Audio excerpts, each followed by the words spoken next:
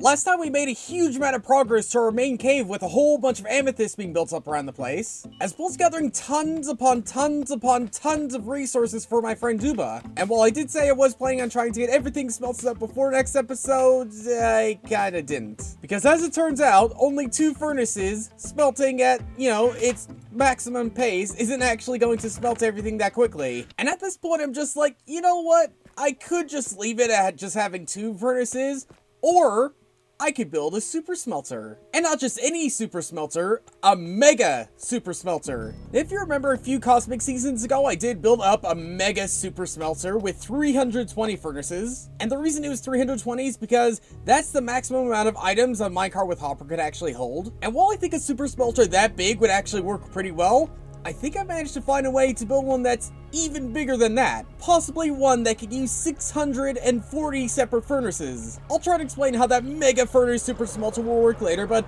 first things first, if we're gonna have a super smelter that big, we're gonna need to gather a whole bunch of resources. And one of the big ones is obviously cobblestone for all these furnaces, and fortunately enough, Duba does have this mountain, which I believe he's planning on still removing entirely, so we could kill 2 birds with 1 stone and actually mine this thing down. Until I spend a little while mining out a whole bunch of this mountain to get as much cobblestone as I can. We might need to come back here when we need the droppers, but at least recover when it comes to the furnaces. But at least those are a lot more reasonable to get than all the hoppers we're gonna have to get. So what, we got 640, probably 3 hoppers per furnace. We're gonna need 50 stacks of wood or something like that. And honestly, probably even more considering my math skills. Hopefully Duba doesn't mind that I'm using his wood farms to chop down trees to make a huge super furnace. You know what, Duba, is compromised. I'll place that in the saplings and I'll let you use the super furnace. I meant the super smelter, you know what I mean. And so for the next day, I did nothing but wood chopping over and over and over again to get as much wood as I physically could. I really hope this is enough wood. That's a solid maybe with a whole shulker box of chests, but we'll have to see. And I am so fortunate I have such great friends across this realm. Because these great friends, aka DJ, said that I can use as much iron as I need from his iron farm. Or to put it simply, this time I don't have to feel guilty stealing from DJ. And with that, I think we could get started now. So one of the big bottlenecks I see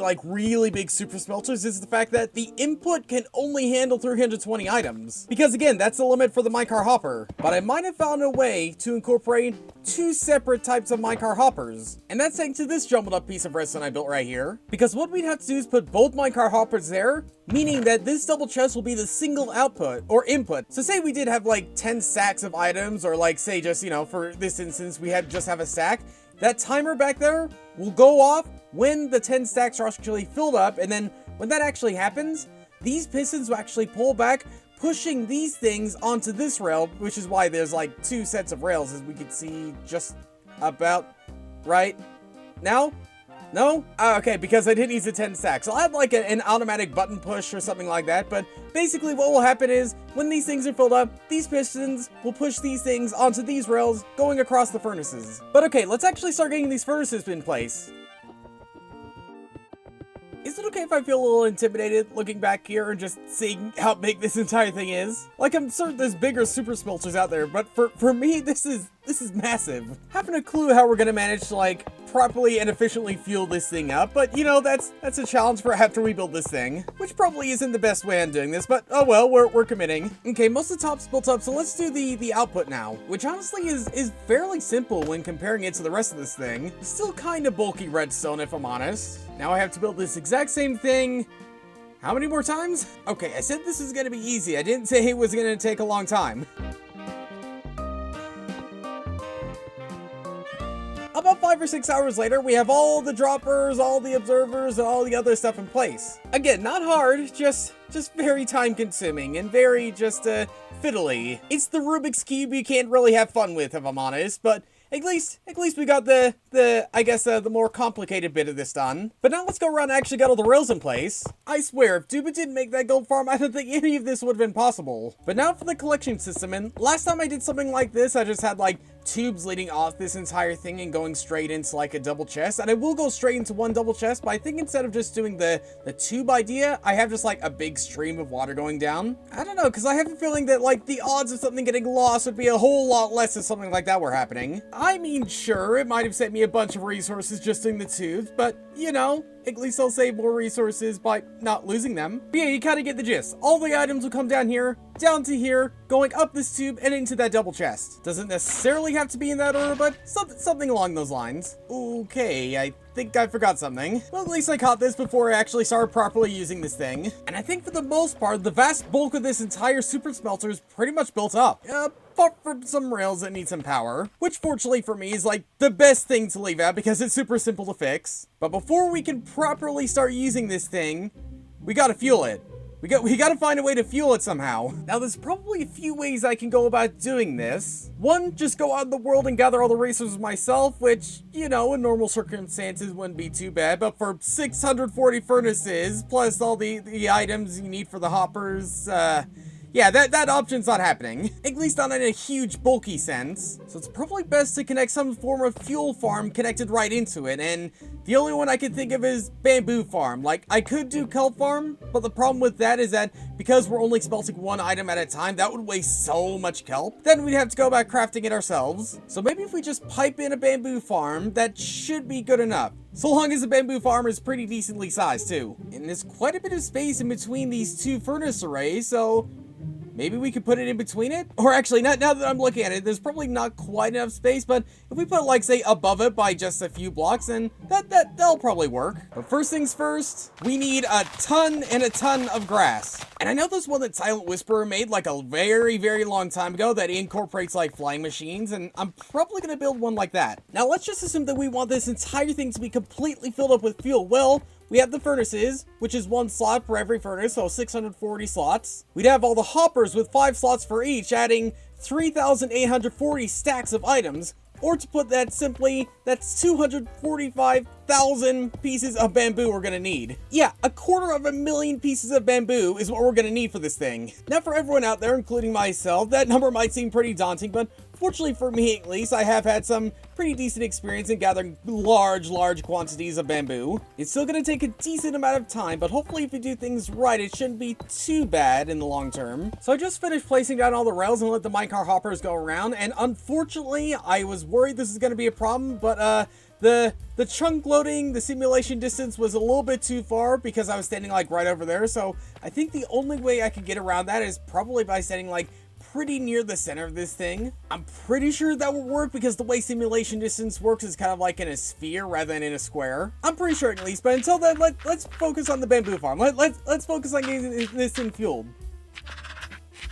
Endermen, I swear, they're gonna have a field day with something like this. Which is why before they even have a chance of spawning or teleporting, we should probably cover that with bamboo. Pretty sure, yeah, there's a bunch in here. Once again, I think this is Duba's farm, so once again, Duba, if you need the super smelter, then go for it. And Enderman, if you're in need of moving some dirt around, then you're gonna have to look elsewhere, unfortunately. I'm gonna really regret this if I'm gonna need more magenta glass in the future for my main base. But on the other hand, like, this stuff has been sitting around for like at least a good couple months, so probably not, but you never know what's gonna happen there. And if we just finish up the flying machine, then I think everything is like done.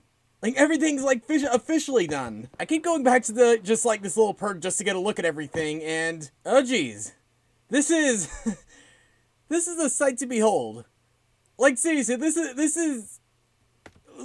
is like redstone at its peak.